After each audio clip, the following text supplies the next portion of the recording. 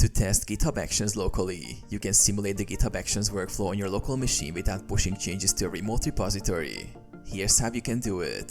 Set up local environment. Install Docker and Git on your local machine if they aren't already installed.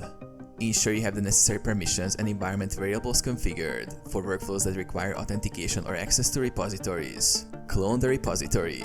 Clone your GitHub repository to your local machine. Run GitHub Actions locally using Docker.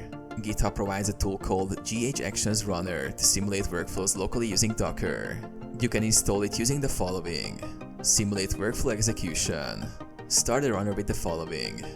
Once running, you can trigger your workflows by using local changes to your repository or using event triggers such as commits or pull requests. Monitor workflows. After triggering, you can view the logs by accessing the following. This simulates the workflow in a local Docker container, helping you test the execution of builds, tests, and deployments locally.